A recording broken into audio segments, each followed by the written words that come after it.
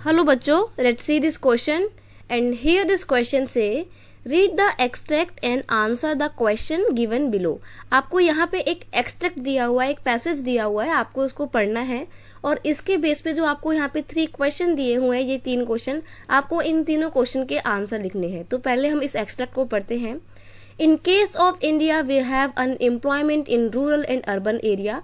India में urban area में और रूरल एरिया में दोनों ही जगह अनएम्प्लॉयमेंट यानी कि बेरोजगारी देखने को मिलती है। However the nature of unemployment differs in rural and urban area. लेकिन ये जो अनएम्प्लॉयमेंट देखने को मिलती है रूरल एरिया में और अर्बन एरिया में, इसका नेचर, इसके टाइप्स बहुत ज़्यादा अलग है। In case of rural area there is seasonal and disguised unemployment. अगर हम बात करें रूरल एरिया की, तो रूरल एरिया में सीजनल अनएम्प्लॉयमेंट और डिस्गाइज्ड अनएम्प्लॉयमेंट देखने को मिलता है। सीजनल अनएम्प्लॉयमेंट एक ऐसा बेरोजगारी है जिसमें साल के कुछ समय में कुछ लोगों के पास कोई काम करने के लिए नहीं होता है। बेसिकली एग्रीकल्चरल सेक्टर में सीजनल अनएम्प्लॉयमेंट देखने को मिलती है। जब किसान अपने खेतों में फसल को बो देते हैं तो उसके बाद जो क्रॉप उनकी ग्रो होती है, तो उस दौरान क्रॉप तो धीरे धीरे ग्रो होगी, तो उस दौरान किसानों के पास कुछ करने के लिए काम होता नहीं है खास, तो ऐसे में वो अनएम्प्लॉयड रहते हैं साल के कुछ समय में।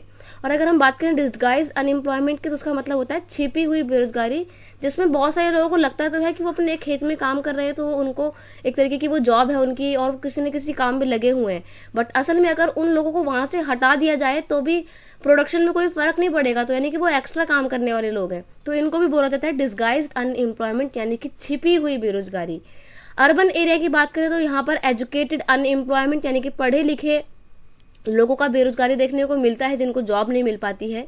Unemployment leads to with the wastage of manpower resources. जो मैन पावर रिसोर्स है, इंसानों के अंदर की जो स्किल है, अनएम्प्लॉयमेंट की वजह से उस स्किल का जो है प्रॉपर इस्तेमाल नहीं हो पाता है, वो स्किल वेस्ट हो जाती है।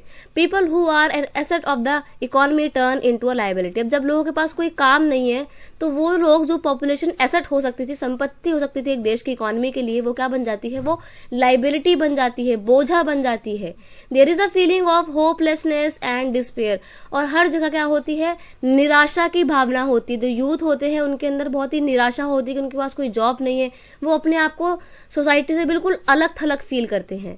People do not have enough money to support their family. जब जॉब नहीं है तो पैसा नहीं है, और पैसा नहीं है तो अपनी फैमिली को भी सपोर्ट नहीं कर पाते हैं। Inability of educated people who are willing to work to find gainful employment implies a great social waste. और ऐसे में जो लोग काम करना चाहते हैं, जो विलिंग है काम करने के और अवेलेबल वेजेस पे काम करने के लिए भी तैयार है, और उनको जॉब नहीं मिल पाती, तो ऐसे में क्या होता है, ऐसे में उनके स्किल जो है वेस्ट हो जाती है। सोशल वेस्ट इसको बोला गया है। It tends to increase economic overload. और इससे क्या होता है, इकोनॉमी के ऊपर एक भार बढ़ता जा रहा है, ओवरलोड बढ़ता जा रहा है। Increase in unemployment is an indicator of depressed economy. और जिस तरीके से अगर अनएम्प्लॉयमेंट एक कंट्री की बढ़ती है, तो ऐसे में उस कंट्री की जो इकोनॉमी है वो डिप्रेशन में आ जाएगी। डिप्रेशन मतलब मंदी के दौर में आ जाएगी।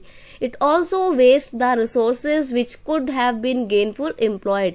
और ये उन संसाधनों को, उन रिसोर्सेज को भी वेस्ट कर देता है जिनका बहुत अच्छे तरीके से, एफिशिएंट तरीके से इस्तेमाल हो सकता था। तो अनएम्प्लॉयमेंट एक कंट्री के लिए बहुत बड़ी प्रॉब्लम है।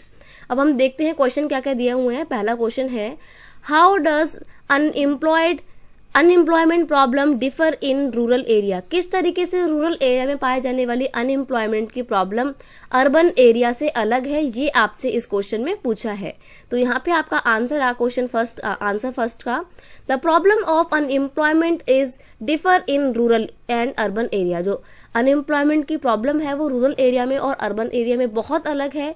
In case of rural area there is disguised unemployment and seasonal unemployment. अगर रूरल एरिया की बात करें, गांव के इलाके की बात करें, तो वहाँ पे डिस्गाइज्ड अनएम्प्लॉयमेंट और सीजनल अनएम्प्लॉयमेंट की प्रॉब्लम है। वहीं अर्बन एरिया में क्या है, एजुकेटेड अनएम्प्लॉयमेंट की प्रॉब्लम है। तो इस तरीके से हम कह सकते हैं कि रूरल एरिया की जो प्रॉब्लम है वो बहुत ज़्यादा अलग है अर्बन एरिया से। नेक्स्ट क्वेश्चन है आपका, what are the 4 major factor responsible for the unemployment in India. यानी कि क्वेश्चन में आपसे पूछा है कि वो ऐसे कौन कौन से मेजर फैक्टर हैं जिसकी वजह से इंडिया में अनएम्प्लॉयमेंट है, यानी कि बेरोजगारी के क्या क्या फैक्टर हैं, क्या क्या कारण है, ये आपसे इस क्वेश्चन में पूछा है। ये काफ़ी इंपॉर्टेंट क्वेश्चन है। इसका आंसर सबसे पहली बात, स्लो इकोनॉमिक ग्रोथ। जब एक कंट्री की ग्रोथ इतनी ज़्यादा कम होगी तो वो कंट्री कैसे ग्रो कर पाएगी? ग्रो नहीं कर पाएगी तो लोगों को एम्प्लॉयमेंट नहीं मिल पाएगा, क्योंकि कंट्री जब डेवलप होगी वहाँ पे अलग अलग मैन्युफैक्चरिंग सेक्टर डेवलप होगा, मशीनें आएंगी, इंडस्ट्रीज बढ़ेंगी तो लोगों को जॉब मिलेगी। लेकिन कंट्री की ग्रोथ ही नहीं हो रही है तो कंट्री में जो मैन्युफैक्चरिंग सेक्टर है, कोई भी अदर सेक्टर है, वो ग्रोथ नहीं कर पाएगा और ऐसे में लोगों को जॉब्स नहीं मिल पाएंगी। नेक्स्ट है इंक्रीज इन पॉपुलेशन। जितनी तेजी से जॉब्स बढ़ रही है उतनी तेजी से, मतलब जितनी तेजी से पॉपुलेशन बढ़ रही है उतनी तेजी से जॉब्स के ऑप्शन नहीं बढ़ पा रहे हैं, इसलिए बहुत सारे लोग आज भी क्या है, अनएम्प्लॉयड हैं, बेरोजगार घूम रहे हैं। तो ये एक बहुत बड़ी रीजन है, increase population behind the unemployment problem. Next है स्लो ग्रोथ ऑफ इंडस्ट्रियलाइजेशन। अब जब कंट्री की ग्रोथ स्लो है तो इंडस्ट्रियलाइजेशन की ग्रोथ तो कम होगी ही, और जब इंडस्ट्रियलाइजेशन की ग्रोथ कम होगी, इंडस्ट्रीज कम होंगी तो लोगों को जॉब्स के ऑप्शन तो ऑलरेडी कम होंगे। जब इंडस्ट्री नहीं होंगी तो जॉब कहाँ से होंगी? ठीक है। नेक्स्ट है, in what extent do you think that people can become liability, how can this condition B improve. यानी कि जो आपसे क्वेश्चन में पूछा है कि आपको कहाँ तक लगता है कि कंट्री की जो पॉपुलेशन है वो लाइबिलिटी में कन्वर्ट हो सकती है, टर्न हो जाती है, और अगर ऐसा होता है तो इस कंडीशन को कैसे इम्प्रूव किया जा सकता है। मैं आपको यहाँ पे ये बताना भूल गई कि हमने जो पूरा चीज़ें पढ़ी हैं, हम इसमें किसकी बारे में बात कर रहे हैं? हम बात कर रहे हैं अनएम्प्लॉयमेंट की, बेरोजगारी की। हमने यहाँ पे अनएम्प्लॉयमेंट के टाइप्स देखे, रूरल एरिया में कैसी पाई जाती है, अर्बन एरिया में कैसी पाई जाती है। फिर हमने देखा कि अनएम्प्लॉयमेंट से कितनी सारी प्रॉब्लम है, कितने सारे डिसएडवांटेजेस हैं उसके। तो यहाँ पे क्वेश्चन का की कॉन्सेप्ट है unemployment, it's type and disadvantages. अब जो क्वेश्चन 3 हमको बोला है वो पूछता है कि आपको कहाँ तक लगता है कि लोग जो है कंट्री के वो लाइबिलिटी बन जाते हैं, और अगर ऐसा होता है तो इस कंडीशन को कैसे इम्प्रूव किया जा सकता है। तो इस क्वेश्चन का आंसर है people can become liability when they don't have education, health and skills। जो एक कंट्री के लोग हैं वो लाइबिलिटी तब बन जाते हैं जब उनके पास एजुकेशन नहीं होती है, हेल्थ नहीं होती है, या कोई भी स्किल्स नहीं होती है कोई स्पेसिफिक काम करने की। तो ऐसी कंडीशन में वो लाइबिलिटी बन जाते हैं। In this case, they became liability for the country as they are unable to do anything। क्योंकि वो कुछ भी काम करने लायक तो है नहीं, पढ़े लिखे नहीं है, इसलिए एजुकेशन से रिलेटेड कोई काम नहीं कर सकते हैं। और कुछ अगर भारी भरकम सामान उठाने का काम है तो उनकी हेल्थ अच्छी नहीं है, दुबले पतले हैं तो वो नहीं कर सकते। और अगर कोई काम स्पेसिफिक स्किल्स मांगता है तो वो लोग वो भी नहीं कर सकते, क्योंकि अंदर उनके पास कोई स्किल्स नहीं है। तो ऐसे में तो वो कुछ भी नहीं कर सकते, और जब वो कुछ भी नहीं कर सकते तो वो एक कंट्री के लिए क्या बन जाएंगे? लाइबिलिटी बन जाएंगे, बोझ बन जाएंगे। This condition can be improve by investing money on health and education.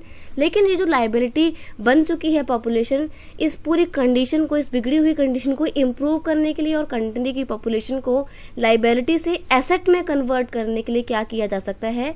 Money, health पे और एजुकेशन पे बहुत ज़्यादा पैसा इन्वेस्ट किया जा सकता है, ताकि इन दोनों सेक्टर का ज़्यादा अच्छा डेवलपमेंट हो। और जब इन दोनों सेक्टर का डेवलपमेंट होगा तो कंट्री का डेवलपमेंट अपने आप हो जाएगा, क्योंकि हेल्थ और एजुकेशन पे किया गया इन्वेस्टमेंट कभी भी वेस्ट नहीं जाता है, बल्कि ये फ्यूचर में बहुत अच्छे रिटर्न्स देता है। अगर हम बात करें इसके एक एग्जाम्पल की, तो एक एशियन कंट्री है जिसका नाम है जापान। जापान इसका एक बहुत अच्छा एग्जाम्पल है, क्योंकि जापानीज गवर्नमेंट ने हेल्थ और एजुकेशन के सेक्टर को प्रायोरिटी दी है और बहुत ज़्यादा इन्वेस्टमेंट की है, न्यू टेक्नोलॉजीज इस फील्ड में इंट्रोड्यूस की है, जिसकी वजह से आज जापानीज पॉपुलेशन एक एसेट बन गई है और कंट्री की लगातार ग्रोथ हमारे को जापान में देखने को मिलती है। तो एक इस कंडीशन को इम्प्रूव करने के लिए हेल्थ और एजुकेशन के सेक्टर पे इन्वेस्टमेंट की जाए तो कंट्री की पॉपुलेशन को लाइबिलिटी से एसेट में कन्वर्ट किया जा सकता है। तो आपको ये हमने यहाँ पे पूरी जो एक्सट्रैक्ट समझाई, I hope you understand it well. Best of luck.